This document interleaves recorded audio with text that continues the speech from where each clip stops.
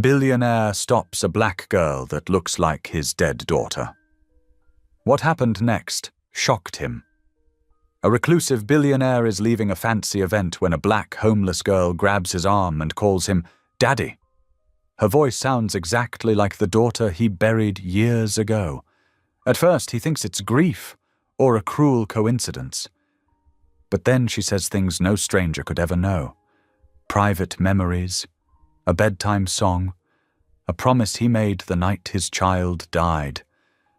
As he takes her in, a terrifying truth begins to surface, a secret experiment buried by money and power that was never meant to be found. She isn't supposed to exist, and if the truth comes out, it could destroy everything he built. Is she a miracle sent to heal his broken heart, or proof that his greatest success ruined an innocent life forever? Tell me in the comments where you're watching from right now, and if this story speaks to you, make sure you hit subscribe so you don't miss the next one. The rain fell in steady sheets across downtown Chicago, transforming the city lights into blurred halos that reflected off the slick pavement. Archie Grayson stood in the shelter of the Renaissance Hotel's covered entrance, adjusting the collar of his perfectly tailored black wool coat. The sounds of the charity gala he'd funded, but never attended, drifted through the revolving doors behind him. The clink of champagne glasses, the murmur of wealthy voices, the soft swell of orchestral music. At 68 years old, Archie carried himself with the rigid posture of someone who'd learned to wear authority like armor. His silver hair was immaculately groomed, his expression carefully controlled. But there was something in his steel-grey eyes that spoke of older wounds, a distance, a guardedness that kept the world at arm's length. "Your car is ready, Mr. Grayson," his driver announced, holding an umbrella at the ready. Archie nodded curtly, his mind already on tomorrow's meetings, the endless cycle of work that had filled the hollow spaces in his life for the past 12 years. 12 years since he'd lost Lily. His daughter's absence was a wound that never truly healed, a splinter lodged in his heart that he'd learned to live around but could never quite forget. The night air was bitter cold, carrying the first bite of winter. Archie's shoes clicked against the wet pavement as he walked toward the waiting black Mercedes, his shoulders hunched slightly against the wind. Chicago's downtown towers loomed above him, their windows glowing like countless yellow eyes in the darkness. That's when he saw her. She emerged from the shadows between two parked cars, a slight figure in a soaked grey hoodie. A black teenage girl, couldn't be more than 15 or 16. Her clothes were worn and dirty, her sneakers held together with duct tape, clearly homeless. But it was her eyes that stopped Archie in his tracks. There was something in them, something that made his chest tighten, with a forgotten ache. The girl took a step forward, rainwater running down her face. Her gaze locked onto his with an intensity that felt like a physical blow. And then she spoke. "Daddy?" The word hung in the rain-heavy air between them. But it wasn't just the word. It was the voice. That voice. Archie felt the world tilt sideways, his carefully maintained composure cracking like thin ice. Because he knew that voice. He knew its exact pitch, its particular sweetness. He'd heard it every day for 8 years, until the day he never heard it again. It was Lily's voice. Impossible. It was impossible. Yet there it was, coming from this stranger's mouth, this girl who looked nothing like his daughter, but somehow spoke with her exact voice. "Sir." Security was already moving, 2 men in dark suits emerging from their posts near the hotel entrance. Their hands reached for the girl, ready to remove what they saw as a threat. Archie couldn't breathe. His heart hammered against his ribs as memories crashed over him like waves. Lily's laugh, her small hand in his. The way she'd call "Daddy" when he came home from work. The grief he'd spent 12 years carefully walling away suddenly broke free, raw and overwhelming.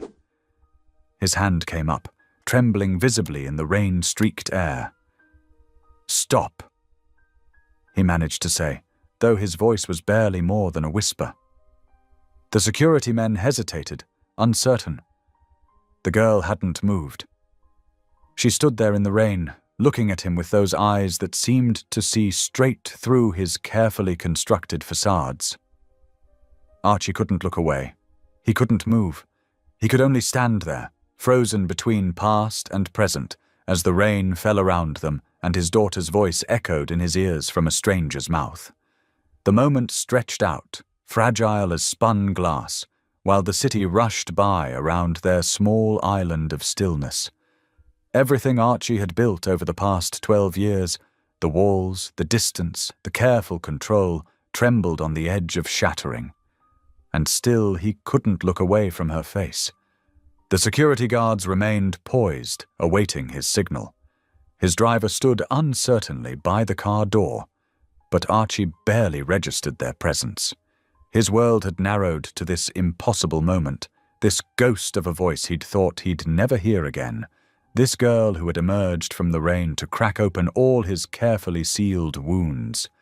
His hand remained raised, holding back the intervention of security, as the rain continued to fall between him and this mysterious girl who had spoken with his dead daughter's voice. The rain intensified, drumming against the pavement as Archie stood transfixed, his raised hand still trembling in the air.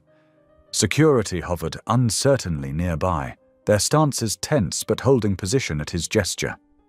"How—" Archie's voice cracked. He cleared his throat and tried again. "How do you know that word? Who are you?" The girl shifted her weight, pulling her sodden hoodie closer. "Julia," she said softly, still in that hauntingly familiar voice. "Julia Carter." Archie's knees felt weak. Every word she spoke was like hearing a ghost, the cadence and tone exactly matching his memories of Lily. "Julia," he repeated, the name feeling foreign on his tongue. "Why are you here?" She took a small step forward, and rainwater dripped from her hair. "Because you promised, Mr. Bear." The nickname hit him like a physical blow. Nobody knew that name, nobody except Lily. She'd given it to him when she was 4, after he'd growled playfully while chasing her around the house. It had been their special secret, a piece of private joy between father and daughter. "That's impossible," he whispered. "You couldn't know that." Julia's eyes never left his face. "You used to sing Moon River every night before bed, but you'd change the words sometimes, make up silly versions to make her laugh." Archie staggered slightly, and his driver stepped forward in concern. The security guards exchanged worried glances, but Archie barely noticed them. His world had narrowed to this impossible conversation, this girl who knew things she couldn't possibly know. "I must be losing my mind," he muttered, running a shaking hand through his rain-soaked hair. "Grief finally catching up with me after all these years." But Julia wasn't finished. Her next words came out soft and clear, cutting through the sound of falling rain. "In the hospital, that last time, you whispered something when you thought she was sleeping. You said, 'You're the best thing I ever did, Princess.'" Archie felt the air leave his lungs. That moment had been private, sacred, just him and his sleeping daughter in the quiet of a hospital room at 3 o'clock in the morning. He'd never told anyone about those words, not even his wife before she passed. "Stop," he said hoarsely. "Please, stop." "But the most important thing," Julia continued, her voice gentle but insistent, "was the promise you made the night before she died. You said you'd never stop looking for ways to bring her back. You said you'd give anything to keep her safe, to make her whole again." Something broke inside Archie then, a wall he'd built 12 years ago crumbling to dust. The memory of that desperate promise, made in the dark hours of his deepest despair, washed over him like a wave. He remembered the way Lily's small hand had felt in his, how he'd whispered those words with all the fierce love and helpless rage in his heart. "Stand down!" he ordered the security guards, his voice rough with emotion. "Now." The guards hesitated, clearly concerned about their employer's state of mind. "Sir, protocol requires—" "I said stand down!" Archie's voice cracked like thunder across the rain-slicked street. He turned to his driver. "James, open the car door. Miss Carter will be joining us." "Mr. Grayson." One of the security guards started to protest, but Archie cut him off with a sharp gesture. "This is not a discussion. The girl comes. With me." Julia hadn't moved during this exchange, standing small and soaked in the rain, but something like relief flickered across her face. As James opened the rear door of the Mercedes, she approached cautiously, like a wild animal unsure of shelter. Archie watched as she slid into the back seat, leaving wet marks on the leather. He followed, settling himself on the opposite side. The door closed with a solid thunk, sealing them into the quiet interior of the car. The silence was profound after the constant drumming of the rain. In the dim light of the car's interior, Julia looked even younger, more vulnerable. Water dripped from her clothes onto the floor, and she huddled into herself as if trying to take up as little space as possible. James started the engine and pulled away from the curb. In the rearview mirror, Archie could see the security team watching the car depart, their faces masks of professional concern. But he couldn't focus on them. His eyes were drawn repeatedly to Julia's reflection in the mirror, to the impossible mystery she represented. A dozen questions burned in his mind, each more urgent than the last. How did she know these things? Why did she have Lily's voice? What did it all mean? But the biggest question, the one that made his heart race and his hands shake, was too terrifying to voice just yet. Instead, he sat in silence as the car glided through the rainy Chicago streets, watching Julia in the mirror and trying to make sense of a world that had suddenly tilted on its axis. The girl who spoke with his daughter's voice kept her eyes fixed on the window, but Archie could see the tension in her shoulders, the way her hands were clasped tightly in her lap. The city lights blurred past, reflected and refracted by the raindrops on the windows, creating a dreamlike atmosphere that made this surreal situation feel even more unreal. Yet the wet seat beneath him, the smell of rain-soaked clothes, and the soft hum of the engine reminded him that this was no dream.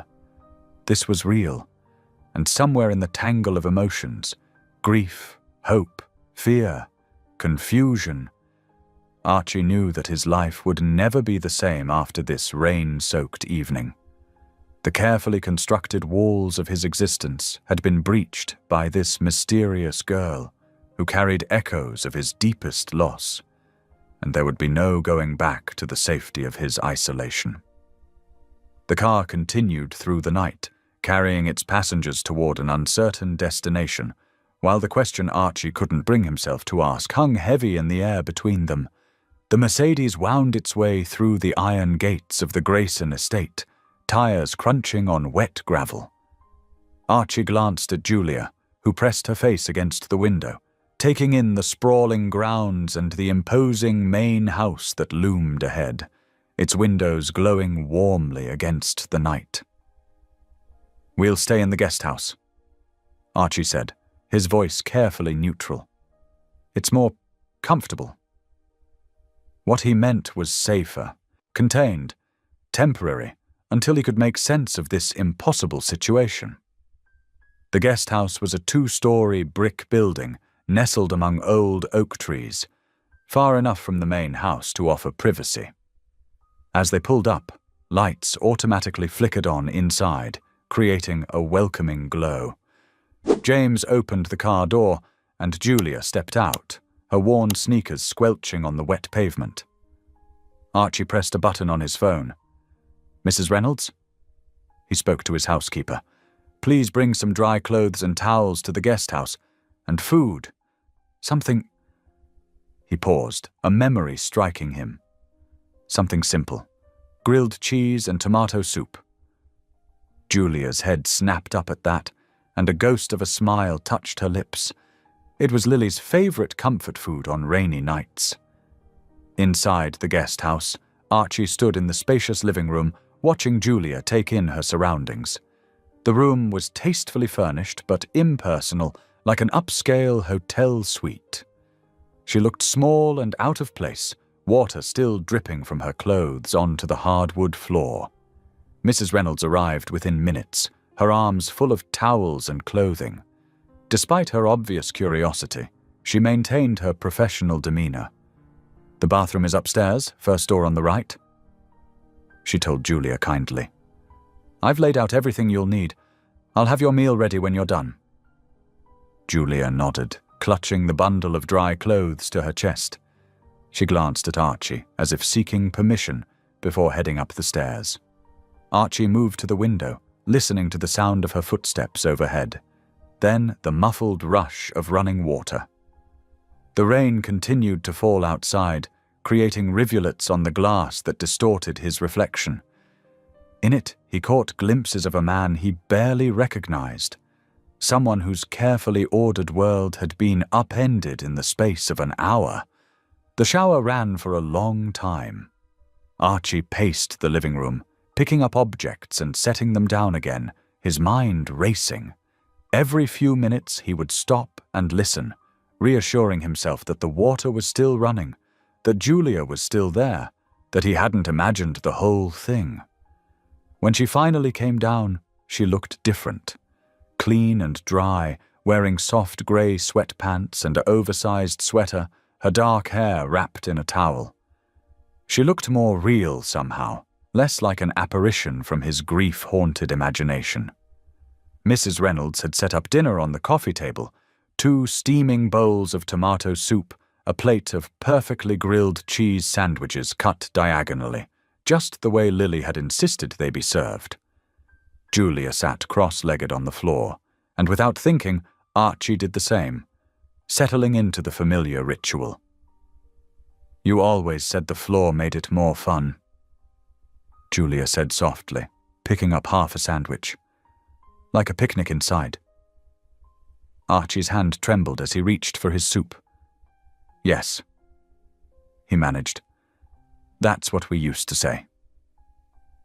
As they ate, Julia spoke about things only Lily could have known. How Archie would do different voices when reading bedtime stories, the secret handshake they'd invented, the way he would check under her bed for monsters, even though she claimed she was too old for that. But there were moments when Julia seemed to struggle, her brow furrowing as she tried to separate different sets of memories.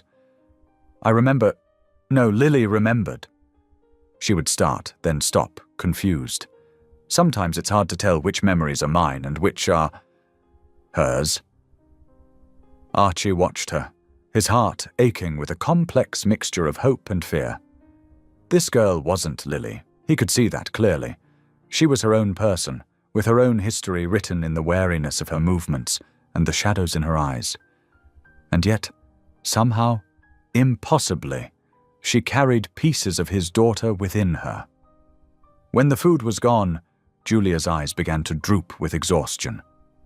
Archie showed her to one of the upstairs bedrooms, watching as she climbed into the large bed that made her look even smaller. We'll sort everything out in the morning," he said, hovering in the doorway. "You're safe here tonight." Julia nodded, already half asleep. "Thank you, Dad. Mr. Grayson." She corrected herself quickly, turning her face into the pillow. Archie closed the door quietly and made his way back downstairs. The living room felt different now, charged with the weight of everything that had happened. He moved to a cabinet in the corner and opened it with shaking hands.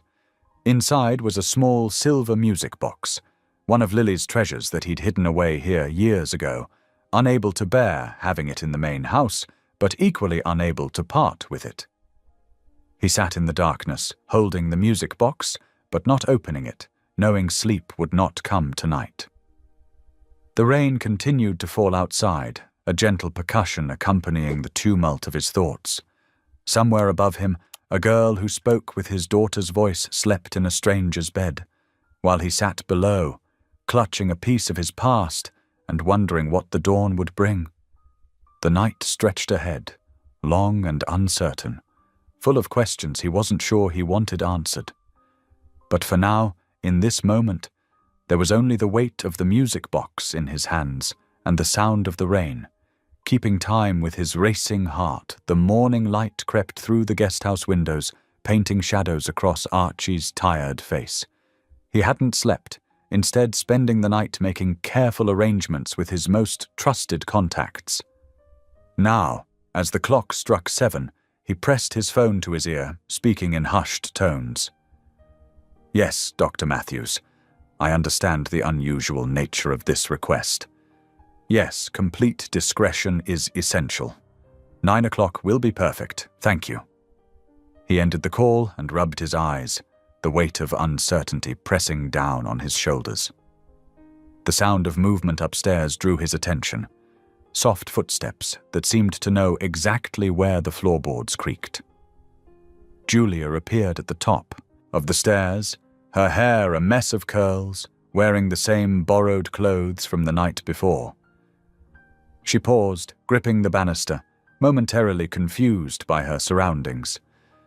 Then her eyes found Archie, and recognition softened her features. "Good morning," she said quietly, descending the stairs with careful steps.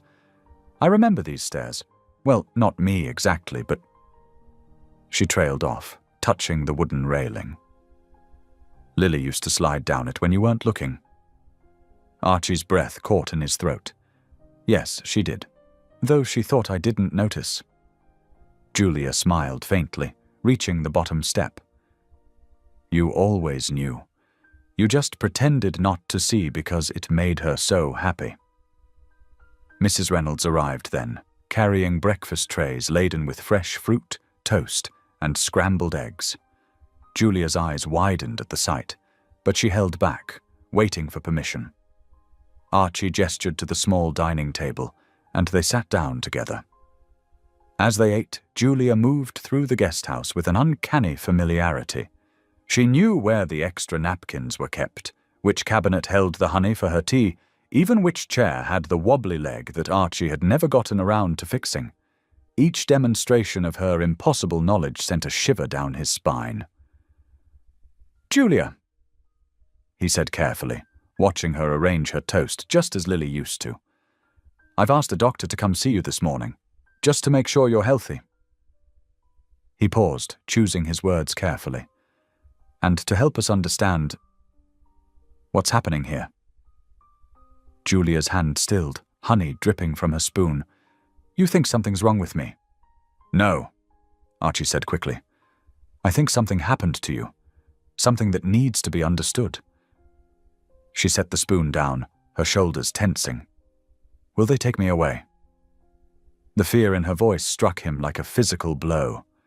"No," he said firmly, surprising himself with the conviction in his voice. "You're safe here, I promise." Dr. Matthews arrived precisely at 9 o'clock, a kind-faced woman with silver hair and gentle hands. She set up her equipment in the guest house study, speaking softly to Julia as she conducted her examination. Archie waited outside, pacing the hallway, straining to hear their muffled conversation. After what felt like hours, Dr. Matthews emerged, her expression thoughtful. Physically, she's undernourished, but otherwise healthy. No signs of head trauma or neurological abnormalities that would explain. She hesitated. "The things you described." Archie nodded, his throat tight. "And the other possibilities we discussed?" "No signs of drugs or chemical manipulation. Whatever this is, Mr. Grayson, it's beyond my medical expertise to explain." After the doctor left, Archie found Julia curled up in the window seat, Lily's favorite spot. The morning sun caught her face, highlighting the tears on her cheeks. He sat down across from her, his heart heavy. "Julia, can you tell me, how do you know these things? About me? About Lily? She drew her knees up to her chest, making herself smaller. I don't know how to explain it right. The memories, they're just there. Like they've always been there. Her voice cracked. The first thing I remember is feeling loved. Not my own memory, Lily's memory of you, of being safe and warm and wanted. She wiped her eyes roughly. And then I remember being hungry. That memory is mine. Being cold and scared and alone, that's all mine. Archie reached out instinctively, then hesitated, his hand hanging in the air between them. Julia looked at it, then slowly uncurled herself and took his hand. Her fingers were small and cold, just like Lily's had been. The moment was broken by his phone buzzing. Margaret Hale's name flashed on the screen. With an apologetic squeeze of Julia's hand, he answered. Archie. Margaret's voice was tense. We need to talk. Now. You're housing an undocumented minor without proper authorization. Do you have any idea the scrutiny this could bring? Margaret. The media would have a field day. The reclusive billionaire and a mysterious girl. The implications alone could... She needs help, Margaret. Then help her through proper channels. You can't just... She knows things. Archie interrupted, turning away from Julia's watchful eyes. Things only Lily knew. The silence on the other end was heavy. Archie, Margaret said finally, her voice gentler but still worried. You know how this looks. You know what people will think. We need to handle this carefully or... I'll call you back, he said, ending the call as he noticed Julia's expression changing, fear creeping back into her eyes. He moved to reassure her, but the damage was done. The brief trust they'd built seemed to waver, and she pulled her hand away, wrapping her arms around herself protectively. In that moment, looking at her huddled in the window seat, Archie realized he was standing at a crossroads. On one side lay the safe, logical path his legal counsel advised. On the other was something impossible and dangerous and potentially devastating. But as he watched Julia struggle to hold herself together, he remembered another little girl who had once sat in that very spot, trusting him to keep her safe. The morning light streamed through the windows, illuminating the dust motes dancing between them, as Archie Grayson faced the most important decision he'd made in 12 years. The afternoon sun cast long shadows across the guest house kitchen as Archie paced, his phone still warm from Margaret's call. He needed someone else's perspective, someone who knew him before grief had hollowed him out. Without letting himself overthink it, he dialed the main house. Mrs. Brooks, could you come to the guest house, please? Evelyn Brooks arrived 15 minutes later, her silver hair neatly pinned back, wearing the same calm expression she'd worn through both joy and tragedy in the Grayson household. She'd been there when Lily was born, when she died, and through the dark years that followed. My word, it's been ages since you've used this place, she said, looking around the freshly disturbed space. Her eyes settled on the dirty breakfast dishes with quiet concern. Archie ran a hand through his disheveled hair. There's someone I need you to meet. He hesitated. It's complicated. Mrs. Brooks smiled gently. Life usually is, dear. He led her to the living room where Julia sat curled up with a book, one of Lily's old favorites. The girl looked up, wariness flickering across her face. Mrs. Brooks paused in the doorway, her hand rising to her heart. For a moment, Archie feared she would see what everyone else might see. A troubled runaway, a potential scandal, a threat to be managed. Instead, she did what she had always done. She saw a child who needed love. Hello, sweetheart, she said softly, crossing the room with open arms. You look like you could use a grandmother's hug. Julia's eyes widened, darting to Archie as if asking permission. When he nodded, she stood shakily. Mrs. Brooks enfolded her in a warm embrace, and Julia melted into it like a flower turning toward the sun. Lord, Mrs. Brooks whispered, one hand stroking Julia's hair. "Wrap your arms of love around this precious child. Guard her heart, heal her hurts, and show her she is cherished beyond measure." Amen. Archie watched, his throat tight, as Julia clung to Mrs. Brooks. No questions about where she came from. No demands for explanations. Just unconditional acceptance. "Now then," Mrs. Brooks said, pulling back to look at Julia's face. "Have you eaten properly today? You're much too thin, child." Julia shook her head. "Just breakfast." "Well, that won't do at all. Why don't you help me make some sandwiches? I remember someone telling me once that grilled cheese was their favorite." Julia's face lit up. "With tomato soup?" Mrs. Brooks glanced at Archie, a knowing look in her eyes. That had been Lily's favorite comfort meal too. While they worked in the kitchen, Archie watched from the doorway. Mrs. Brooks hummed hymns as she showed Julia how to butter the bread just right, her movements unhurried and gentle. Julia slowly relaxed, even laughing when Mrs. Brooks pretended to juggle tomatoes. After they'd eaten, Mrs. Brooks insisted on doing the dishes herself, shooing both Archie and Julia away. Archie found himself sitting with Julia in the living room as the sky outside darkened to purple. "Mrs. Brooks is nice," Julia said softly. "She reminds me of someone, but I'm not sure if it's my memory or—" "Lily loved her," Archie said. "She was more grandmother than housekeeper." Julia nodded, then went very still. "I remember something else," she whispered. "Something scary." Archie leaned forward, his heart racing. "What is it?" "A white room. So bright it hurt my eyes." Julia's voice became distant, her hands twisting in her lap. "There were machines everywhere. Men in white coats, but they wouldn't look at me. They called me Subject 17 instead of my name." The air seemed to thicken around them. Archie's mouth went dry. "Julia, you promised," she said suddenly, her eyes focusing on him with laser intensity. "You promised Lily you wouldn't let them put her in the machine. You said, 'Princess, I won't let anyone hurt you, not ever.'" Tears spilled down her cheeks. "But they did put me in the machine. They put me in it over and over and over." Archie's hands began to shake. That promise. He'd made it the night before Lily died, when she was terrified of another MRI. It had been private, whispered in a darkened hospital room while his daughter trembled in his arms.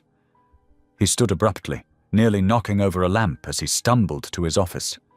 His laptop seemed to take hours to boot up. With trembling fingers, he typed in his password and pulled up an old folder of company files. There it was. The logo he hadn't allowed himself to look at in 12 years. Grayson Neurological Research Division, the experimental wing he'd shut down after Lily's death. The white circle with its branching neural pathways looked like an accusation now. Fear crept up his spine, like ice water as pieces began clicking into place. The impossible memories, the white room, the machines. What had his company done? The laptop's glow illuminated his face in the darkening room, and Archie Grayson felt the ground shift beneath everything he thought he knew.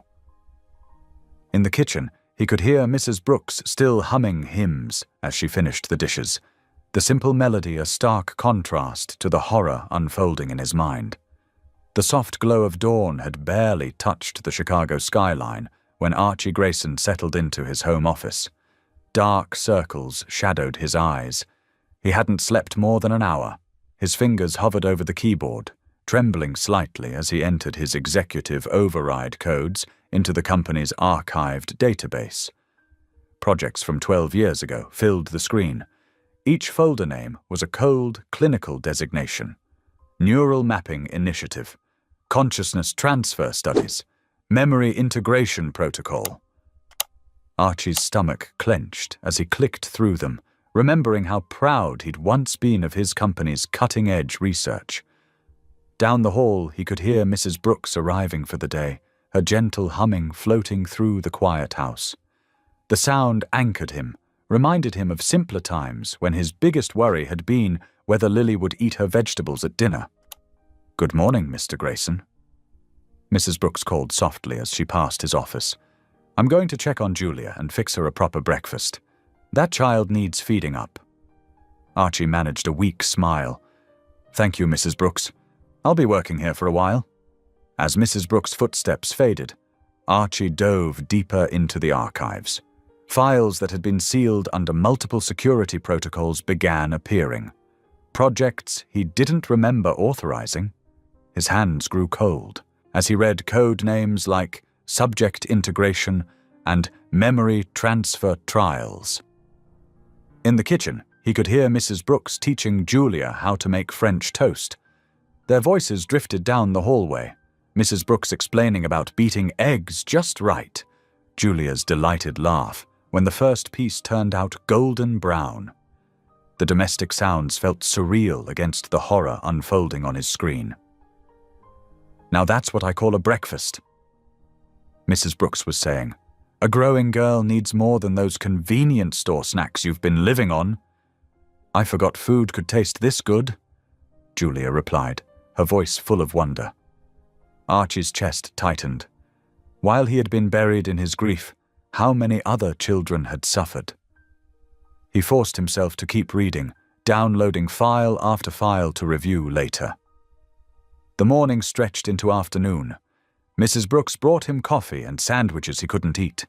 She had Julia helping her with small tasks, folding laundry, organizing the pantry, normal things that made the girl's eyes light up with simple joy. "She's quite the helper," Mrs. Brooks reported during one check-in. "But, Mr. Grayson, that child's been through something terrible. She flinches at sudden movements, and when the delivery truck backfired, she nearly jumped out of her skin." Archie nodded, unable to meet her concerned gaze. "Keep her close today, Mrs. Brooks, please." As sunset approached, Archie's eyes burned from staring at the screen. He had found references to something called Project Legacy that made his blood run cold. Experiments involving neural mapping of deceased subjects. The project's termination date coincided exactly with the week Lily died. A scream shattered the evening quiet. Archie bolted from his chair, racing toward the guest room where Julia had been napping. He found her tangled in the bedsheets, thrashing and crying out. "No more electrodes, please! I can't remember anything else!" "Julia!" Archie reached for her, gathering her shaking form into his arms. "Wake up, sweetheart. You're safe." Her eyes flew open, wild with terror. "They were arguing about me," she gasped. "One man said I wasn't useful anymore because the memories weren't clear enough. Another said they needed more time." "Shh," Archie soothed, rocking her gently. The motion came naturally, muscle memory from countless nights with Lily. "No one will hurt you here, I promise." Mrs. Brooks appeared in the doorway with a glass of water and a warm washcloth. Without a word, she helped Julia clean her tear-stained face and drink small sips. "Would you like me to stay, child?" she asked softly. Julia shook her head, clinging tighter to Archie. "Please don't leave." She whispered to him. "I'm right here," he assured her, settling more comfortably on the bed. Mrs. Brooks nodded in understanding and quietly withdrew.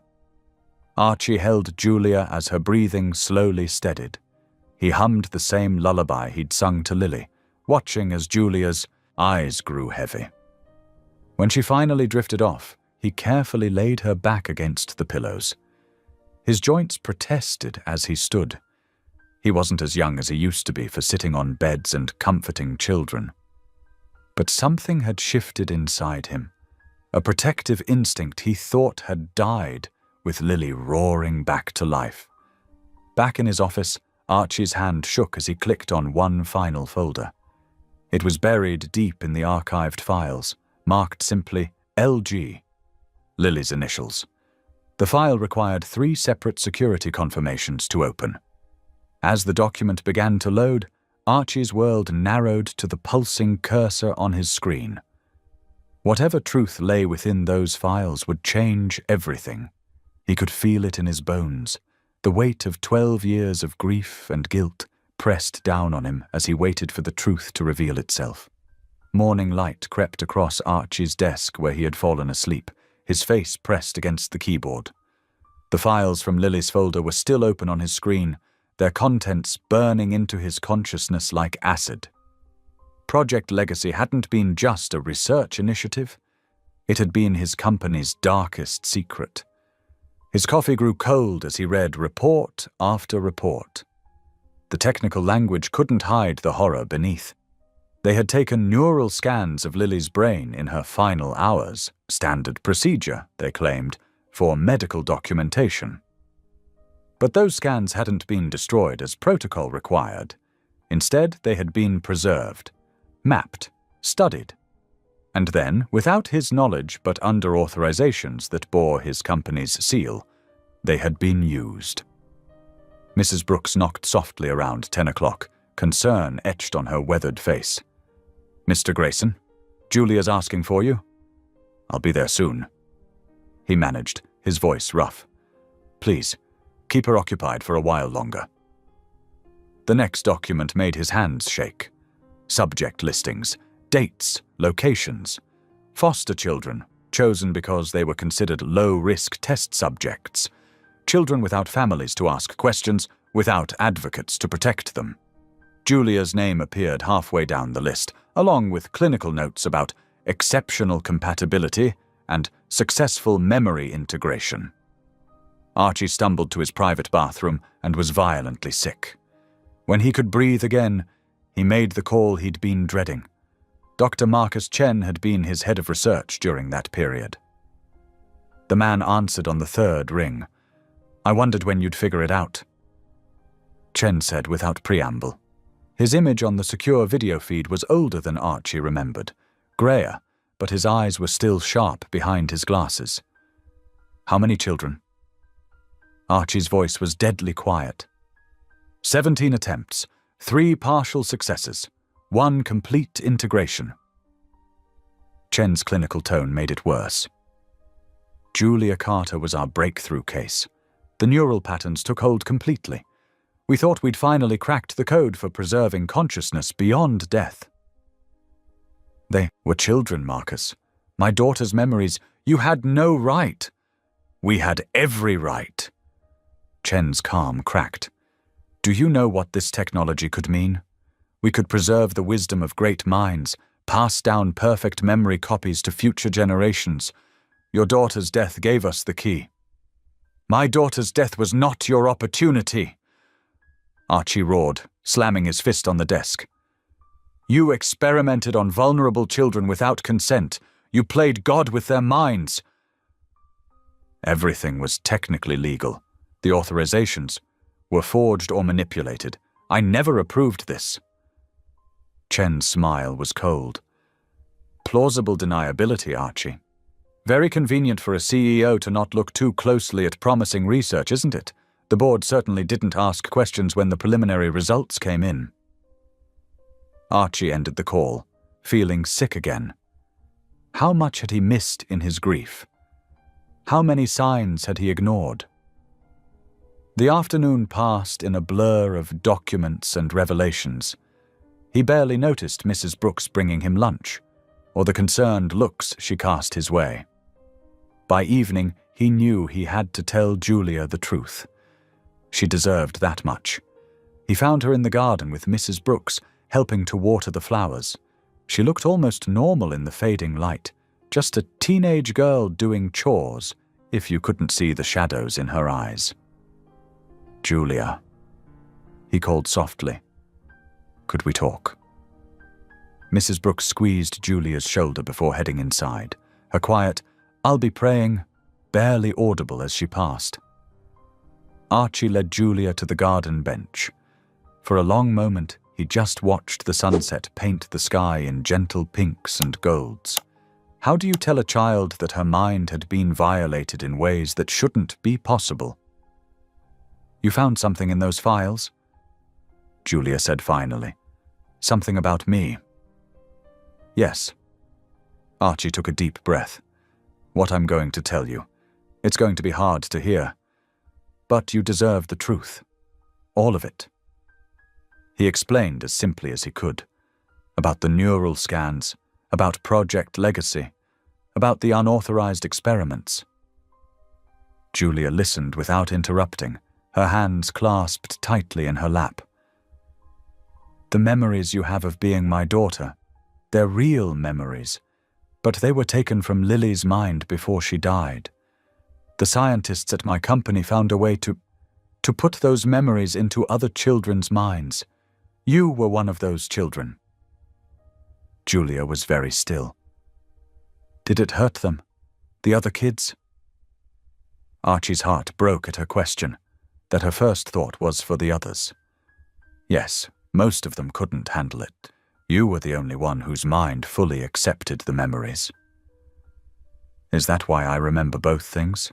Being hungry on the streets and being safe in a big house, being scared of doctors in white coats and being loved by you?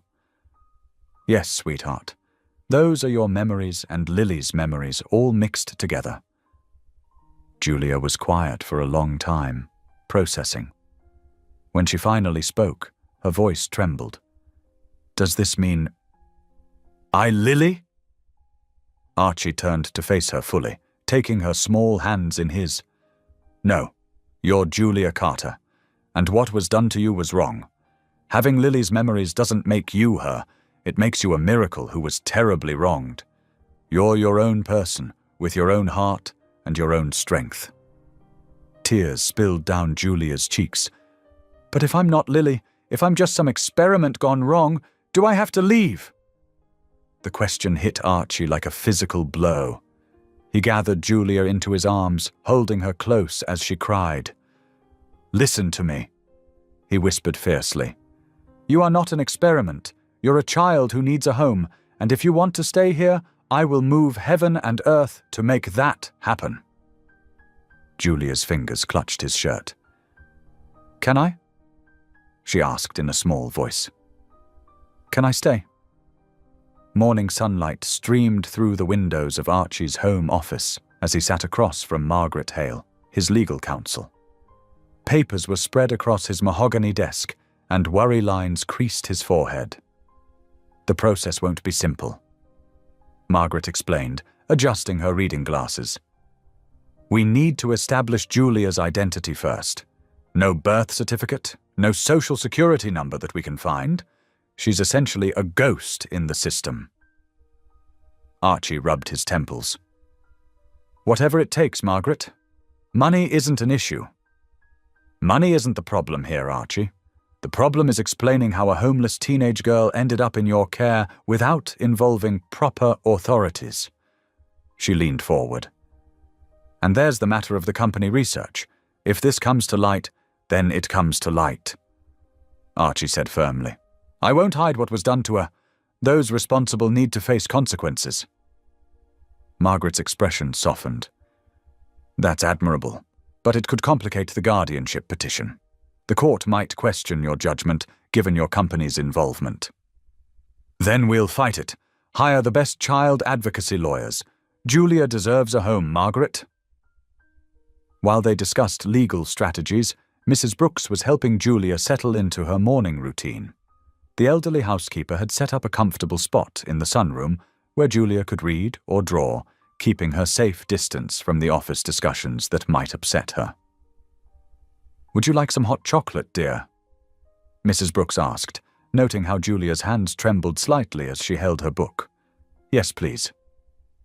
Julia answered, then added in a different tone entirely. With mini marshmallows? Daddy always puts in exactly 7. Mrs. Brooks paused, recognition flickering in her eyes. That had been Lily's preference. She sat down beside Julia, her weathered hands gentle as they covered the girls. Julia, honey, can I share something with you? Julia looked up, her eyes clearing slightly. Was that her again? Lily? Yes, but that's okay. Those memories are like echoes in your heart. But do you know what makes you special? Mrs. Brooks smiled warmly. Your soul, that bright, beautiful spirit that makes you Julia, that's all yours. No memory can change who you are in God's eyes. Tears welled in Julia's eyes. Sometimes I get confused, like there are two different movies playing in my head at once. That must be very hard, Mrs. Brooks said softly. But remember, memories are just stories we carry. They don't define your worth or your future. Later that morning, Dr. Sarah Chen, a child psychologist specializing in trauma, arrived for Julia's first evaluation. Archie had carefully vetted her credentials and explained the unique circumstances of Julia's case. The session was held in the guest house living room, where Julia felt most comfortable. Dr. Chen sat in an armchair, while Julia curled up on the couch, a throw blanket wrapped around her shoulders. Julia, Dr. Chen began gently. Mr. Grayson told me about the memories you carry. Can you tell me how that feels? Julia twisted the blanket's fringe between her fingers. Sometimes it's like I'm watching TV, but I'm also in the show, and I can't always tell which channel is really mine. Dr. Chen nodded encouragingly. That's a very good way to describe it. Does it frighten you when that happens? Not exactly, Julia said slowly. The memories of being Lily, they're usually happy. It's my own memories that scare me sometimes. The white rooms, the tests. She shuddered. The session continued for an hour, with Dr. Chen taking careful notes and establishing a foundation of trust. Afterward, she spoke privately with Archie. She's remarkably resilient, Dr. Chen explained, but she needs consistent support to develop her own sense of identity. I'd like to see her 3 times a week initially. Archie agreed immediately. Whatever she needs. I've also scheduled a full medical workup with specialists who can assess any physical effects from the memory transfer. As afternoon faded into evening, Archie made a decision. He found Julia in the garden with Mrs. Brooks, who had been teaching her about different flowers. Julia, he said, would you like to have dinner in the main house tonight? With me? Julia's eyes widened. She'd been taking all her meals in the guest house until now. Really? Really, Mrs. Brooks is making her famous pot roast. The main house's dining room was impressive, with its crystal chandelier and long table that could seat 20. But Archie had asked Mrs. Brooks to set up dinner in the smaller breakfast nook instead, a cozy space with window seats and warm lighting. Julia entered hesitantly, wearing a new dress Mrs. Brooks had helped her pick out. Her hair was neatly braided, and she'd gained enough weight that her face looked less hollow. This is nice, she said softly, running her hand along the smooth wooden table. It is, Archie agreed. I haven't used this room much since, well, for a long time, but it was always my favorite place for family meals. Mrs. Brooks served the pot roast with roasted vegetables and fresh rolls. The food was wonderful, but more importantly, the atmosphere began to relax. Julia told Archie about the flowers she'd learned about, and he shared a funny story about Mrs. Brooks chasing away rabbits from her garden with a broom. For a moment, it felt almost normal, almost like family. Then came the knock. It wasn't at the dining room door, but at the main gate of the estate. The security system chimed, and Archie's phone buzzed with an alert. He checked the camera feed, and his expression darkened. Outside the gate, a news van was parked. A reporter and cameraman stood at the entrance, and the reporter was speaking directly into the camera while gesturing at the house. Mrs. Brooks quickly drew the curtains, while Archie made a quiet phone call to security. Julia sat frozen, her fork halfway to her mouth. Are they here because of me? She whispered. Archie reached across the table and squeezed her hand. They're here because they think they smell a story. But don't worry, you're safe here. But as he watched the security feed showing more media vehicles arriving, he knew their fragile peace was about to be tested. The world was knocking at their door, demanding answers about the girl who had her sister's memories. The media presence outside the gate grew steadily over the next few hours. Archie watched from his study as more news vans lined the street, their satellite dishes reaching into the darkening sky like metal trees. Mrs. Brooks had taken Julia upstairs to the library, away from the commotion, but the tension in the house was palpable. Margaret Hale, Archie's legal counsel, arrived shortly after 8 o'clock. Her heels clicked purposefully across the marble floor as she entered the study, her expression grave. "They've gotten wind of something," she said without preamble, setting her briefcase on Archie's desk. "Social media is already buzzing with rumors about a mysterious girl living on your estate.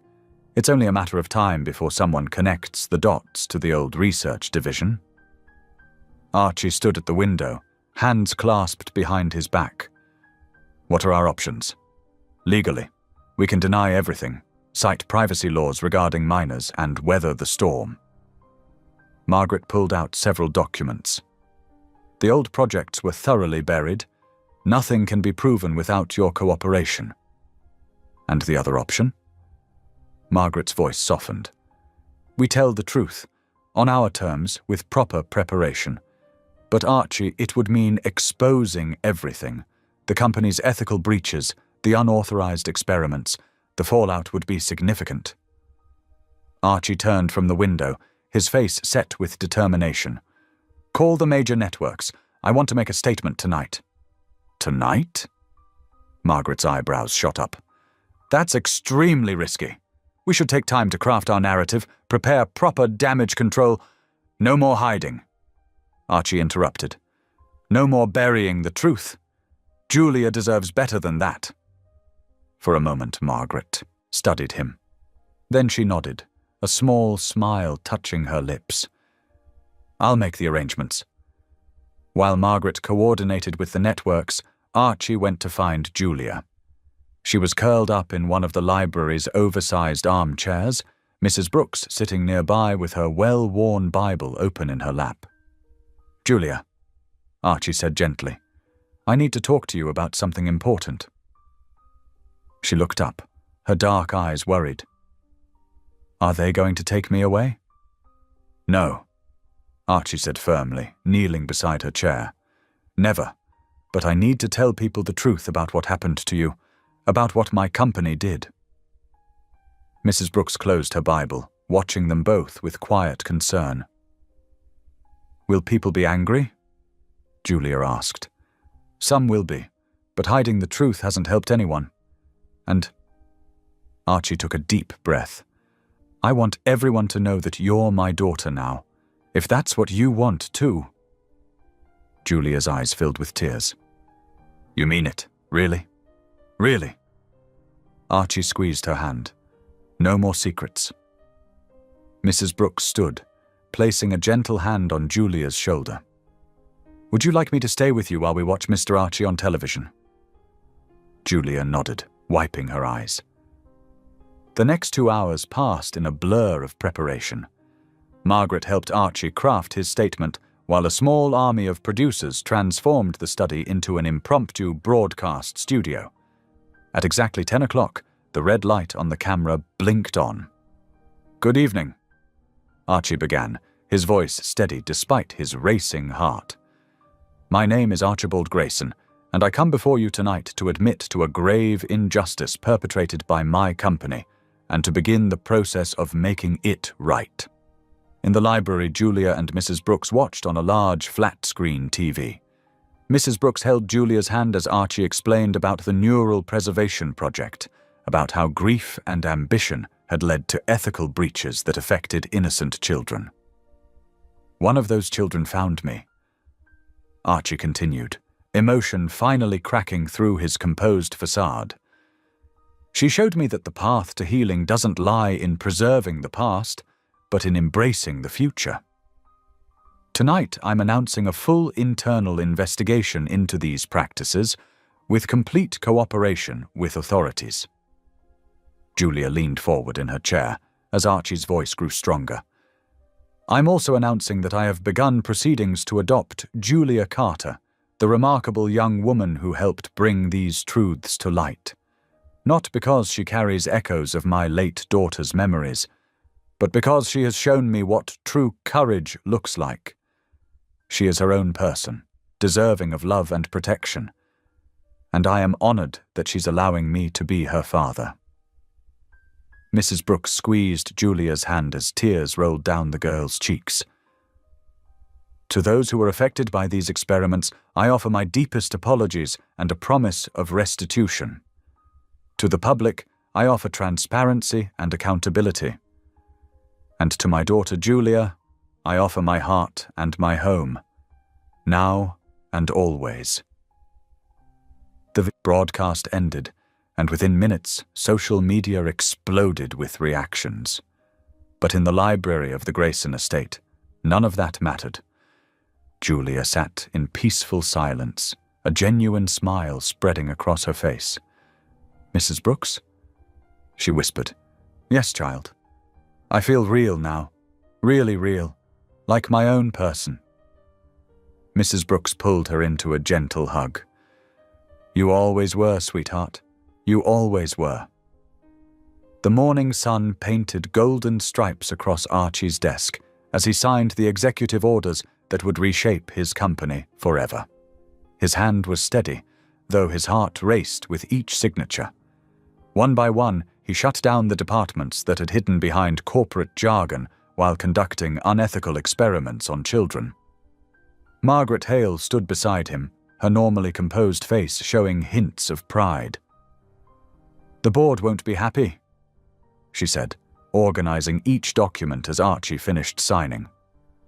"The board can either support these changes or resign," Archie replied firmly. He reached for another document, this one terminating the employment of Dr. Richard Chen, the head researcher who had overseen the neural preservation project. "Have security escort them out immediately." Throughout the morning, a parade of shocked executives were led from the building, carrying boxes of personal belongings. Some protested, others threatened legal action, but Archie remained unmoved. In his office, he worked with Margaret to establish a $50 million restitution fund for the victims of the experiments. "We'll need to locate all the children who were involved," Margaret said, making notes. "It won't be easy. Many records were deliberately obscured." "Whatever it takes," Archie insisted. "No expense spared. These kids deserve everything we can give them." Around noon, Mrs. Brooks arrived with Julia for a scheduled meeting with the school administrator from Lakeside Academy, a private school known for its supportive environment and individual attention. Julia wore a neat blue dress that Mrs. Brooks had helped her choose, her hair carefully braided. The administrator, Mrs. Thompson, smiled warmly at Julia. "Given your unique situation, we'll create a provisional plan to help you adjust. You'll have access to our counseling services, and we'll assess your academic level week by week." Julia sat straight in her chair, her hands folded in her lap. "I like math," she offered quietly, "and science, but sometimes the memories get mixed up with what I really know." Mrs. Thompson nodded, understanding. "We'll work with that. The important thing is to move forward at your own pace." Archie watched the interaction with a full heart, remembering similar meetings for Lily years ago. But this time was different. This was about helping Julia build her own future, not preserving someone else's past. After the meeting, Julia lingered in Archie's office while he finished some paperwork. She stood by the window, watching the city below. "Some of those people you fired today," she said suddenly. "They're the ones who put the memories in me, aren't they?" Archie set down his pen. "Yes, and they'll never hurt anyone else again." Julia nodded, still looking out the window. "I used to hate having these memories, but now—" She turned to face him.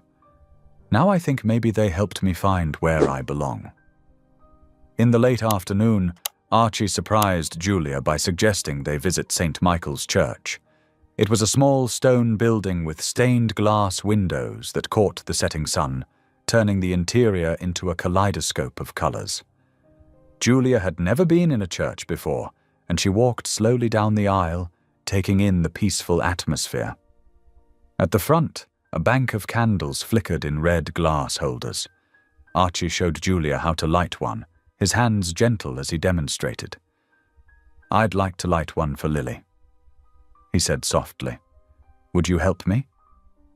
Together, they lit a candle, watching the flame dance and settle. Then Archie picked up another candle. "And this one," he said, his voice thick with emotion. "This one is for you, Julia, for your future." Julia's hand trembled as she helped light the second candle. The two flames burned side by side, separate but equally bright. She felt tears roll down her cheeks, but they weren't sad tears. They were the kind that came when your heart was too full to hold everything inside. "Thank you," she whispered, though she wasn't sure if she was thanking Archie or God or maybe both. They stayed for a while, sitting in the quiet church as the sun set outside. Julia leaned against Archie's shoulder, feeling peaceful and whole. When they finally stood to leave, she smiled up at him. "Can we come back sometimes?" "Whenever you want," Archie promised. They walked out into the cool evening air, Julia skipping a few steps ahead. She turned to say something, her face glowing with happiness, but suddenly her expression changed. Her eyes went wide, and she stumbled. "Julia!" Archie rushed forward as her knees buckled. He caught her before she hit the ground, cradling her limp form. Her skin felt clammy, her breathing shallow. Panic gripped his chest as he fumbled for his phone, dialing 911 with shaking fingers. The peaceful evening shattered as sirens cut through the night, their wailing growing louder as they approached the church. Red and blue lights painted the stone walls in harsh colors, so different from the gentle stained glass patterns of earlier. Archie held Julia close, whispering prayers he hadn't said in years as the paramedics rushed toward them. The emergency room buzzed with frantic activity as doctors and nurses swarmed around Julia's gurney. Archie stood pressed against the wall, his heart pounding as he watched them work. The sterile smell of antiseptic burned his nose, bringing back memories of another hospital, another child 12 years ago. "Mr. Grayson." A doctor in blue scrubs approached him, her face serious. "I'm Dr. Sarah Chen, head of neurology. We need to talk about Julia's condition." Archie nodded numbly, following her to a quieter corner of the emergency room. Through the glass partition, he could still see Julia, pale and small against the white hospital sheets, machines beeping steadily around her. "The neural implants in Julia's brain are causing severe complications," Dr. Chen explained, her voice gentle but direct. "The foreign memories are creating increasing pressure on her neural pathways. Think of it like trying to run too many programs on a computer. Eventually, the system crashes."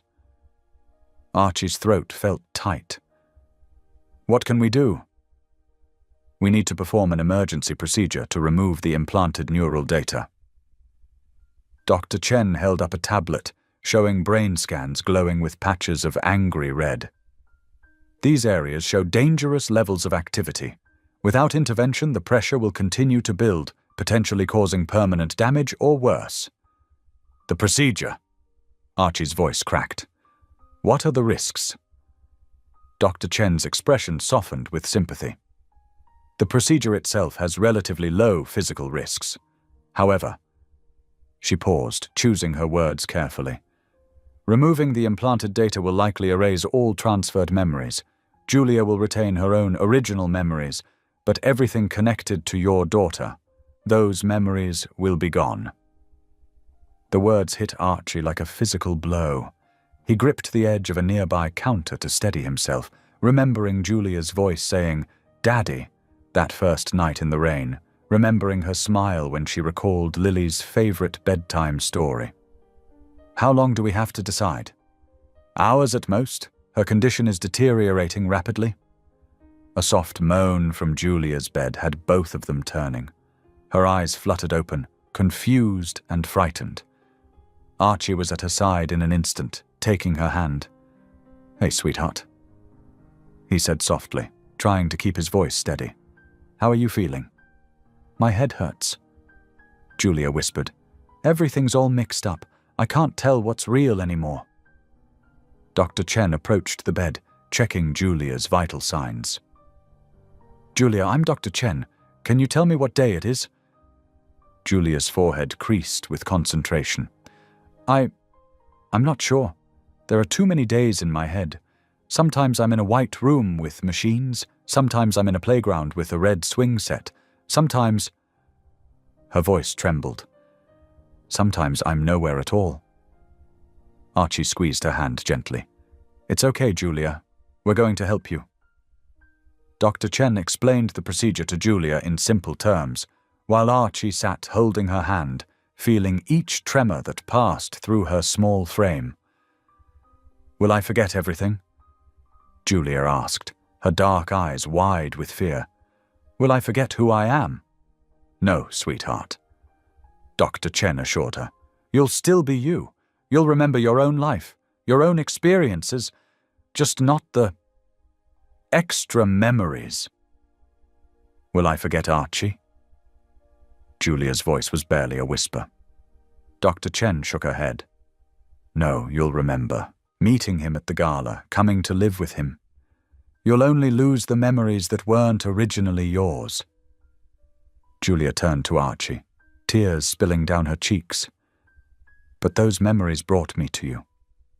What if I'm not special anymore without them?"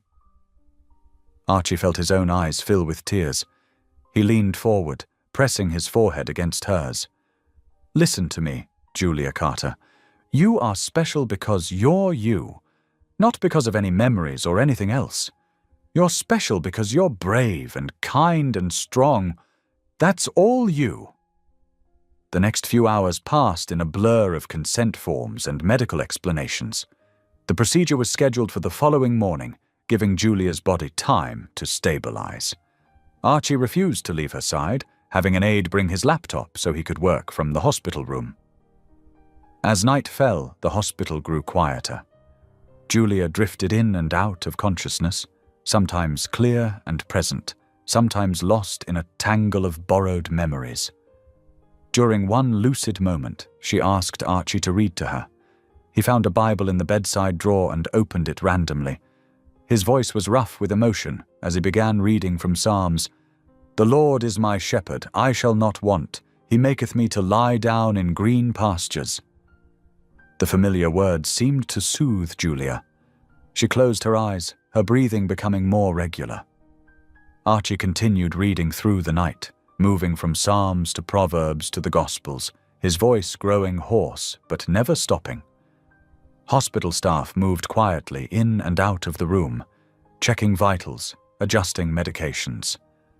Mrs. Brooks came by with fresh clothes for both of them and stayed for an hour, her prayers joining Archie's readings in a gentle murmur. Around 3 a.m, Julia stirred restlessly. "Archie," she called out, her voice small and frightened.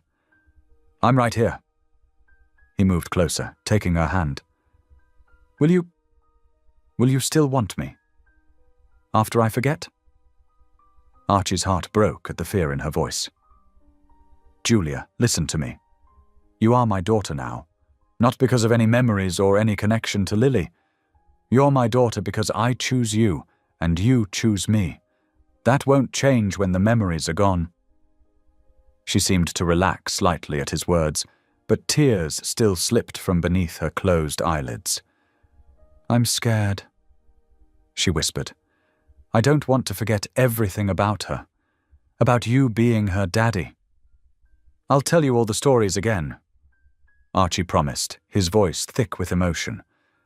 "Not because they're your memories, but because they're part of your family history now. We'll make new memories together, Julia. Better ones because they'll be truly yours." The night crept slowly toward dawn. Outside the window, the sky began to lighten, painting the hospital room in soft greys and pinks. Julia's grip on Archie's hand tightened. "Archie," her voice was barely audible, "I'm scared to forget you. The first you, the daddy you." Archie gathered her gently into his arms, careful of the IV lines and monitoring wires. "I know, sweetheart, I know, but I'm right here, and I'm not going anywhere, I promise." The morning sun filtered through the hospital window, casting long shadows across Julia's bed. She had been quiet for the past hour, lost in thought while doctors and nurses came in to check her vital signs and prepare for the upcoming procedure. Archie sat beside her, his coffee growing cold and untouched on the windowsill. "I've been thinking," Julia said suddenly, her voice stronger than it had been all night. She turned to face Archie, her dark eyes clear and determined. "I want to live as myself, even if that means letting go of these memories." Archie's breath caught in his throat. He reached for her hand, finding it steady despite the tubes and monitoring wires. "Are you sure?" Julia nodded slowly. "These memories, they're beautiful. They showed me what it feels like to be loved completely. But they're not mine." She paused, gathering her thoughts. "I don't want to die holding on to someone else's life. I want to live my own." The words hit Archie like a physical blow. For a moment, he could see Lily in Julia's face, that same determined set of her jaw, that unflinching courage. But then he blinked, and it was just Julia, brave, wonderful Julia, looking back at him. "When I first found out about the memories," Julia continued, her voice growing softer, "I thought they were the only reason you wanted me around, that I was only special because I had pieces of Lily inside me." She squeezed his hand. "But you showed me that wasn't true. You chose me, all of me, even after you knew the truth." Archie struggled to find words through the tightness in his throat. Part of him wanted to beg her to reconsider, to hold on to those precious fragments of Lily for just a little longer. But he knew that would be selfish. Love meant wanting what was best for Julia, not what would ease his own pain. "You're right," he managed finally. "You deserve to live your own life, make your own memories." He lifted her hand to his lips, pressing a kiss to her knuckles. "And I'll be right here to share them with you." A soft knock at the door announced Mrs. Brooks's arrival. She entered carrying her worn Bible and a small bottle of anointing oil. Her presence brought a sense of peace to the room, as natural as sunlight. "I thought we might pray together before the surgery," she said, moving to Julia's other side. Her weathered hands were gentle as they clasped Julia's free one. "I'd like that," Julia whispered. Mrs. Brooks uncapped the oil with practiced fingers, making a small cross on Julia's forehead. Her voice was steady and sure as she began to pray. "Heavenly Father, we come before you this morning with hearts full of trust and hope. We ask for your healing hands to guide the doctors. We ask for your peace to surround this precious child." Archie bowed his head, letting Mrs. Brooks's words wash over him. He wasn't sure when he'd started believing in prayer again. Perhaps it had been happening gradually since Julia came into his life, like a frozen river thawing in spring. "And Lord," Mrs. Brooks continued, "we thank you for bringing this family together. We thank you for showing us that love is stronger than loss, that hope can bloom even in the darkest places. Watch over Julia as she steps forward into her own story." The prayer was interrupted by a gentle tap at the door. Dr. Chen entered with 2 nurses, their faces professional but kind. "It's time," she said softly. Julia's grip on Archie's hand tightened. He could feel her trembling slightly, but her voice was steady as she said, "I'm ready." The nurses began disconnecting monitors and preparing the bed for transport. Mrs. Brooks gave Julia one final kiss on the forehead before stepping back, her lips still moving in silent prayer. "Archie?" Julia's voice was small now, some of her earlier confidence wavering. "Right here, sweetheart." He stood, walking alongside the bed as the nurses began to wheel it towards the door. "Will you stay until they make you leave?" "Every single step of the way," he promised. They moved through the hospital corridors, past other patients and visitors, past windows showing glimpses of the city coming alive below. Julia kept her eyes fixed on Archie's face, as if memorizing it. The doors to the surgical wing loomed ahead. Dr. Chen turned to Archie. "This is as far as you can go, Mr. Grayson." Archie nodded, his throat too tight for words. He leaned down, pressing his forehead against Julia's one last time. "I love you, Dad," she whispered, using the word for the first time without any echo of Lily in it. It was purely Julia, scared but brave, letting go but holding on to what mattered most. "I love you too, sweetheart. I'll be right here when you wake up." He held her hand until the last possible moment, feeling her fingers slip from his as the nurses wheeled her through the double doors. The last thing he saw was her small wave before the doors swung shut between them. The waiting room seemed to shrink with each passing hour. Archie paced the worn carpet, his footsteps marking time like a metronome. 10 steps from wall to window, 10 steps back.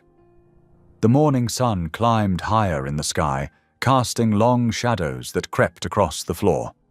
Mrs. Brooks sat in one of the vinyl chairs, her Bible open in her lap, but her eyes followed Archie's restless movement. "You should sit down, Mr. Grayson.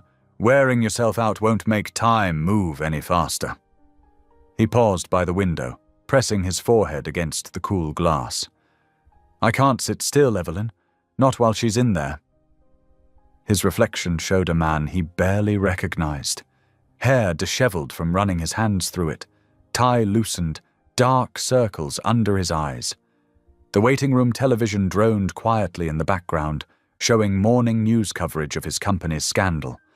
Archie caught glimpses of his own face, footage from yesterday's press conference where he'd announced the investigation. The closed captioning scrolled past. "Billionaire CEO Archie Grayson admits to unauthorized neural experiments." He turned away from the screen, sick with the weight of his responsibility. All those years focusing on legacy and innovation, pushing boundaries without considering consequences. He'd been so consumed with preserving Lily's memory that he'd lost sight of basic human dignity. "I should have known," he muttered, more to himself than Mrs. Brooks. The research division reported directly to me. If I'd paid attention instead of hiding in my grief. "Beating yourself up won't help Julia now," Mrs. Brooks said firmly. She closed her Bible and patted the seat next to her. "Come sit. Tell me about the foundation you're planning." Archie sank into the chair, grateful for the distraction. "We'll start by tracking down the other children who were part of the program. Make sure they get whatever support they need. Medical care, therapy, education." He rubbed his temples. "And we'll establish oversight committees to prevent anything like this from happening again. No more cutting corners in the name of progress." The hours crawled by. Hospital staff came and went. Mrs. Brooks convinced him to eat a sandwich from the cafeteria, though it tasted like cardboard in his mouth. His phone buzzed constantly with messages from his legal team about the mounting press coverage. But he couldn't focus on any of it. Around noon, Margaret Hale, his legal counsel, arrived with coffee and updates. "The board is backing your decision to shut down the research division," she reported. "And we're already getting calls from families who think their children might have been involved in the program." Archie nodded numbly. "Whatever resources they need, make it happen." "And Margaret?" He met her eyes. "Thank you for standing by me through this mess." She squeezed his shoulder. "You're doing the right thing, Archie." Finally. The afternoon light was starting to fade when Dr. Chen finally emerged through the surgical wing doors. Archie jumped to his feet, heart pounding. The doctor's face gave nothing away as she approached. "Mr. Grayson," she began, and Archie felt his knees go weak. "The surgery was successful. We were able to safely remove the implanted neural pathways without damaging Julia's own neural tissue." The relief hit him like a physical force. His legs buckled, and Margaret quickly steadied him as the tears he'd been holding back all day finally broke free. Mrs. Brooks murmured a quiet, "Thank you, Jesus," beside him. "She's in recovery now," Dr. Chen continued. "She'll be groggy from the anesthesia, but you can see her briefly if you'd like." "Please," Archie managed through his tears. Dr. Chen led them down a quiet corridor, explaining post-operative care and recovery expectations. But Archie barely heard her. All he could think about was Julia, his daughter, not because of borrowed memories or genetic connection, but because love had made it so. They paused outside recovery room 312. Through the window, Archie could see Julia's small form in the hospital bed, surrounded by softly beeping monitors. She looked peaceful, younger somehow, as if a weight had been lifted from her shoulders along with Lily's memories. "She's going to be okay," Dr. Chen said gently, opening the door. "Go on in." Archie stepped forward on shaking legs, ready to begin this new chapter, not as a man trying to recapture his past, but as a father embracing an unexpected future.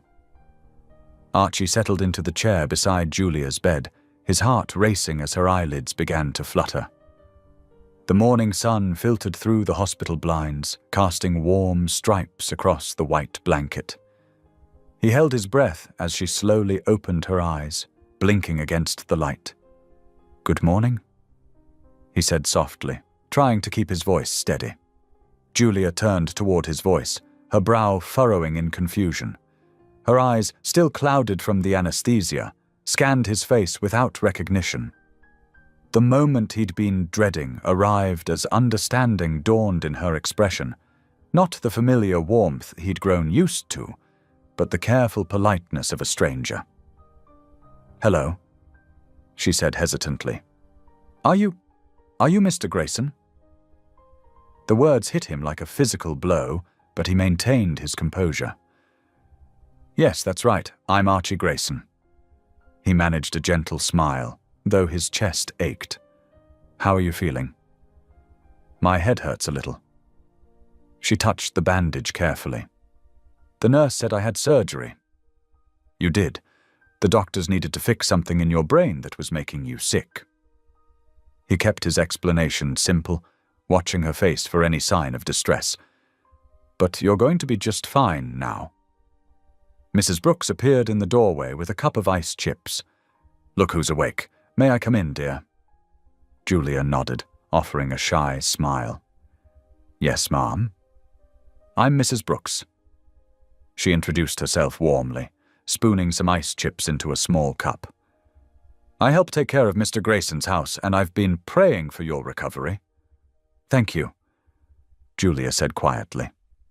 She accepted the ice chips, studying Mrs. Brooks with curiosity rather than recognition.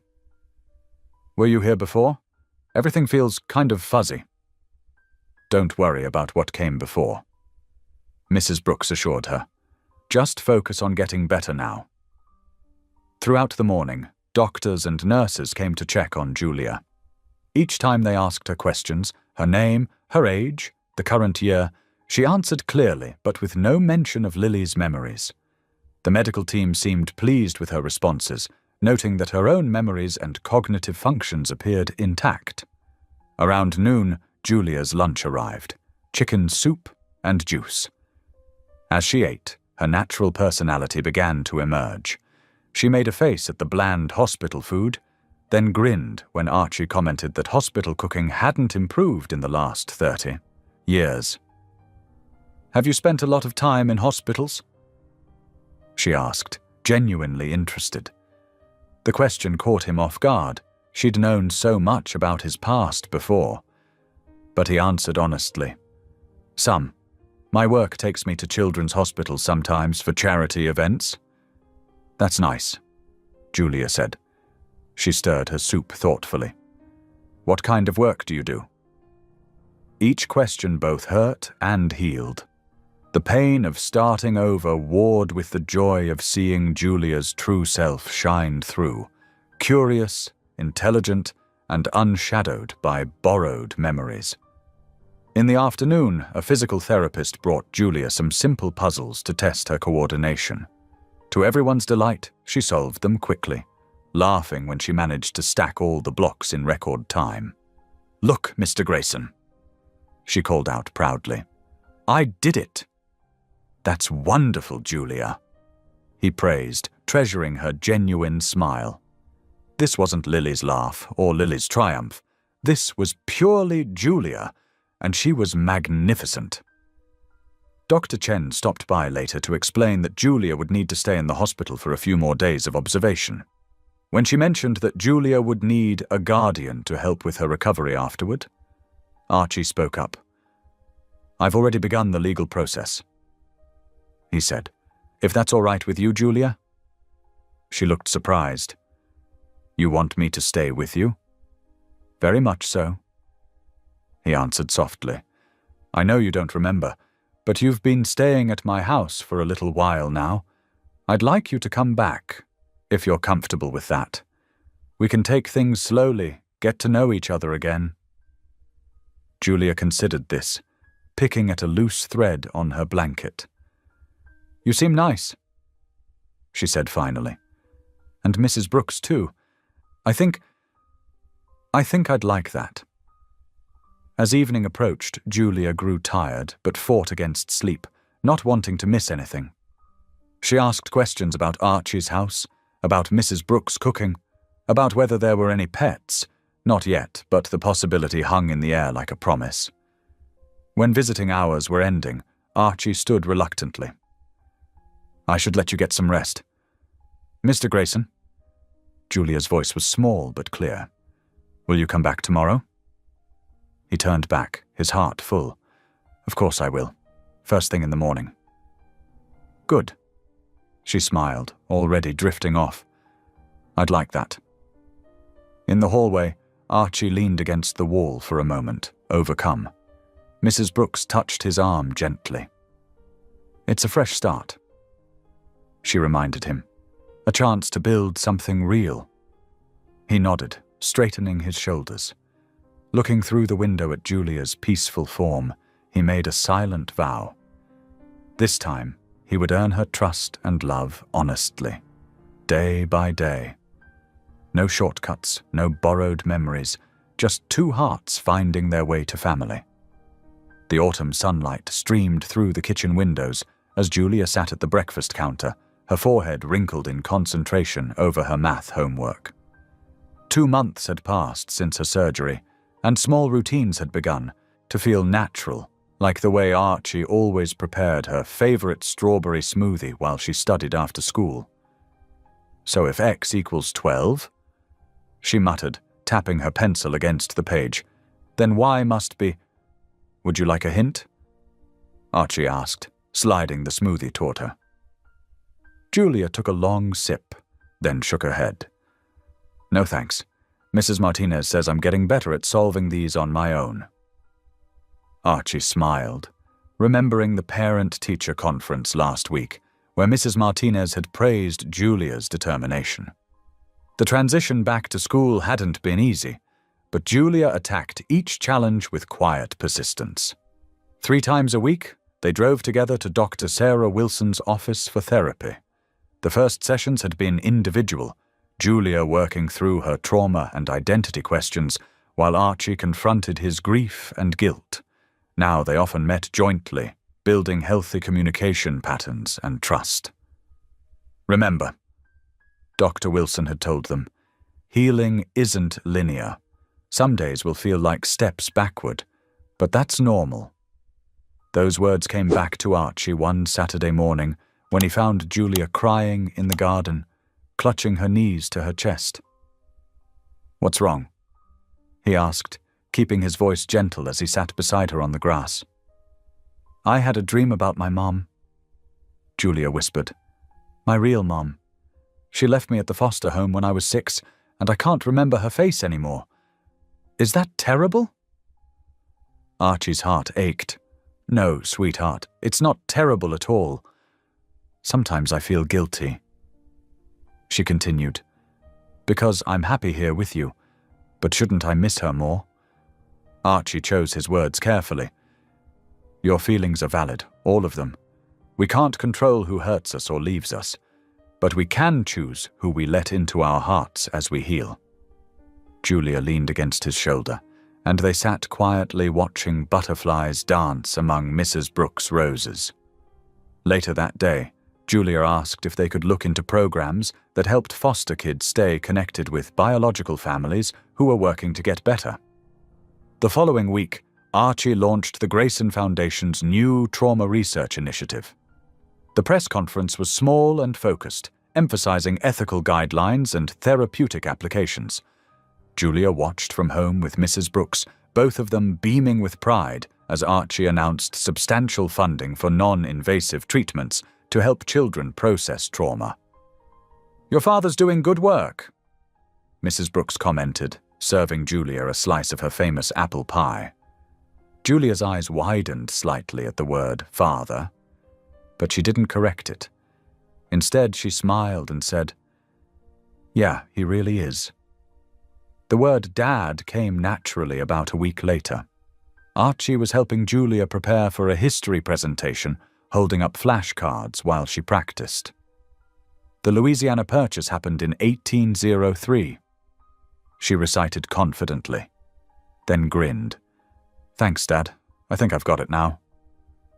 Archie nearly dropped the cards, his eyes filling with tears. Julia pretended not to notice, but she gave him an extra tight hug before heading up to bed. As autumn deepened into winter, their bond grew stronger through small moments. Archie cheering from the bleachers at Julia's first basketball game, Julia surprising him with hand-drawn birthday cards, both of them attempting, and hilariously failing, to bake Mrs. Brooks' famous Christmas cookies. One Sunday morning in December, Julia asked if they could attend the early service at Mrs. Brooks' church. Archie agreed, touched by her interest in sharing this part of Mrs. Brooks' life. The small chapel glowed with winter sunlight as the choir began to sing. Julia followed along in the hymnal, her voice growing more confident with each verse. When the music minister invited the congregation to choose the next hymn, Julia's hand shot up. "Amazing Grace," she requested clearly. As the familiar melody filled the chapel, Julia's clear voice rose with the congregation. This wasn't Lily's favorite hymn or a memory implanted by others. This was Julia's choice, Julia's voice, Julia's moment of pure joy. Archie closed his eyes, letting the music wash over him. Beside him, Julia sang the final verse with quiet conviction. "When we've been there 10,000 years, bright shining as the sun, we've no less days to sing God's praise than when we'd first begun." The scent of fresh coffee and cinnamon rolls filled the kitchen on that peaceful Sunday morning. Sunlight streamed through the bay windows, casting warm patterns across the granite countertops where Archie and Julia worked side by side. It was their new tradition, making breakfast together before heading to church. "Can you pass the powdered sugar?" Julia asked, carefully lifting a tray of golden brown cinnamon rolls from the oven. Her movements were confident now, so different from the hesitant girl who had first entered this kitchen months ago. Archie handed her the sugar, watching as she dusted the rolls with practiced expertise. "Mrs. Brooks will be impressed. You've mastered her recipe." Julia grinned, a natural, unguarded expression that lit up her whole face. "Almost. She says I still need to work on my patience with the dough rising." They settled at the breakfast nook, morning light warming their shoulders. Julia had arranged fresh flowers in the center of the table, another habit she'd picked up from Mrs. Brooks. The peaceful routine they'd developed felt both ordinary and precious. Basketball tryouts are next week, Julia mentioned between bites. Coach Thompson says I have a good shot at making the team. Archie nodded, pride evident in his eyes. Your practice is paying off. I've seen you out there with the neighborhood kids. Yeah, Marcus and Katie have been helping me work on my 3-point shots. Julia paused, then added with a soft smile. Thanks for putting up the new hoop in the driveway. Of course. Archie sipped his coffee, remembering how natural it had felt to make their home more teen-friendly. The basketball hoop, the study corner in the library, the art supplies in what used to be a formal sitting room, small changes that reflected their growing family. As they cleared the dishes together, Julia glanced at the clock. We should probably head out soon. Mrs. Brooks likes to get to church early to help with the welcome committee. Archie nodded, watching as Julia ran upstairs to change, her footsteps no longer hesitant or questioning. This was her home now, and she moved through it with the easy confidence of belonging. The drive to church was peaceful, the streets quiet on this early Sunday morning. Julia hummed softly along with the radio, a habit that was entirely her own. Archie found himself treasuring these small moments, these pieces of Julia's unique personality that had nothing to do with implanted memories or painful pasts. Mrs. Brooks waited for them at the church steps, her Sunday best complimented by her warmest smile. She hugged Julia tight, then squeezed Archie's hand. Beautiful morning the Lord has given us, she said, her eyes twinkling with joy at seeing them both. Inside, sunlight filtered through the stained glass windows, painting rainbow patterns across the wooden pews. Julia slipped into their usual spot, between Archie and Mrs. Brooks, her Bible marked with colourful tabs she'd added herself, verses that spoke to her heart, not echoes of someone else's faith. As the service began, Archie noticed the subtle changes in his daughter. She followed along in her Bible with genuine interest, took notes in her journal, and sang with unrestrained joy. This wasn't performance or obligation, it was authentic expression.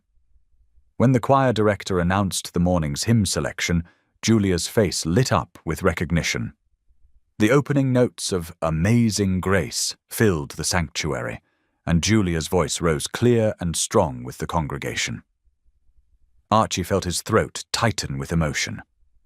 Yes, this had been Lily's favourite hymn too, but Julia's connection to it was entirely different. She had chosen it herself, drawn to its message of redemption and grace through her own journey of healing and discovery. As Julia sang, her face illuminated by the morning light streaming through the windows, Archie saw her clearly, not as an echo or replacement, but as herself. A brave, resilient young woman who had overcome unimaginable challenges to build her own identity and future. The final verses rang out with particular poignancy, Julia's voice carrying the words with conviction. Through many dangers, toils, and snares, I have already come. 'Tis grace that brought me safe thus far, and grace will lead me home. After the service, they lingered in the church garden, where early spring flowers were just beginning to bloom. Julia laughed at something Mrs. Brooks said, the sound carrying across the courtyard. Free, uninhibited, and completely her own. Watching her, Archie felt a deep sense of peace settle in his heart. He had once sought immortality through science, desperate to hold on to what he'd lost. But God, in his infinite wisdom, had given him something far greater. Mercy. The chance to love again, to heal, to become the father Julia needed him to be. Julia turned toward him, her smile radiant in the morning sun. Dad, Mrs. Brooks invited us over for lunch. Can we go? Of course, Archie replied, his heart full as they walked together toward the car, their shadows merging in the golden light of this new beginning. The autumn wind rustled through the changing leaves as Archie and Julia stood before the newly renovated community centre. The crisp October air carried the scent of fallen leaves and new beginnings. Julia pulled her jacket closer, her eyes fixed on the gleaming bronze plaque that read, "The Lily Carter Memorial Center for Healing and Hope." "It's perfect," Julia whispered, her fingers tracing the raised letters. At 16, she carried herself with quiet confidence, so different from the frightened girl who had appeared in the rain just 1 year ago. Archie placed a gentle hand on her shoulder. "Are you ready to go inside?" The interior had been transformed from its former institutional starkness. Warm colors adorned the walls, comfortable furniture invited conversation, and natural light streamed through large windows. Children's artwork decorated the hallways, healing expressed through crayon and paint. Julia moved through the space with practiced ease, greeting the staff by name. She paused to kneel beside a small girl clutching a worn teddy bear, speaking softly to her. "This is Mr. Whiskers, right? He looks like a very good friend." The child nodded, her grip on the bear loosening slightly. "He helps me be brave." "That's wonderful." Julia smiled. "Sometimes we all need someone to help us be brave." From across the room, Archie watched the interaction, his heart full. Julia had insisted on volunteering here 3 days a week, working especially with the younger children who reminded her of herself. She had a gift for reaching them, for showing them they weren't alone. The center now served dozens of families, providing everything from trauma counseling to educational support. But more than the services, it offered something precious, a place where broken stories could be witnessed and honored, where healing could take root. A young boy tugged at Julia's sleeve, proudly showing her a math worksheet covered in gold stars. She high-fived him, her face lighting up with genuine joy. "Look at you. All that practice is paying off." Archie observed how naturally she moved between roles, mentor, friend, survivor. Her healing hadn't come from the wealth he could provide, or the advanced medical care that saved her life. It had come from something simpler and more profound, the knowledge that she was chosen, loved, and protected for who she was, not what she carried in her memories. As the afternoon wound down, Julia helped the staff clean up the art supplies and organize the reading corner. She hugged several of the regular visitors goodbye, promising to see them next week. There was something powerful in the way she carried hope now, sharing it freely with others who were still finding their way. "Ready for our next stop?" Archie asked softly as she gathered her things. Julia nodded, her expression growing solemn. They drove in comfortable silence through the city streets, the late afternoon sun casting long shadows across the pavement. The cemetery gates stood open, welcoming them to this peaceful space they visited each month. Lily's grave lay in a quiet corner beneath a maple tree. Julia carried a bouquet of fresh flowers, white lilies and purple irises she had chosen herself. She knelt carefully, arranging them in the stone vase, while Archie stood slightly back, giving her space for this private moment. "Hi, Lily." Julia spoke quietly, her voice carrying on the autumn breeze. "The center is helping so many kids now. I think you'd be happy about that. Thank you for helping your dad find his way back to love. Thank you for helping him find me." She reached back, and Archie stepped forward to take her hand. They stood together for a moment, united in gratitude rather than grief. The setting sun painted the sky in shades of pink and gold, a reminder of beauty even in farewell. As they walked back to the car, Julia's steps were steady, grounded. She climbed into the passenger seat and leaned her head against the window, watching the city scroll past as Archie drove them home. The silence between them was comfortable, filled with understanding rather than loss. Archie glanced at his daughter, her face peaceful in the fading light.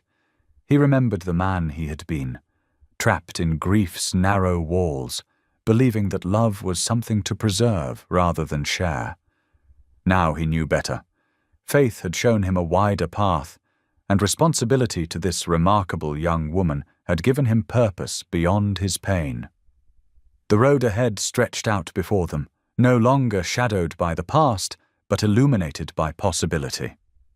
In Julia's quiet presence beside him, Archie found not the echo of what he had lost, but the blessing of what he had been given, the chance to love again, to protect, to guide, to grow. Thank you for being here. If something in this story stayed with you, I'd love to see you again. Subscribe, and tomorrow I'll bring you another story crafted with heart.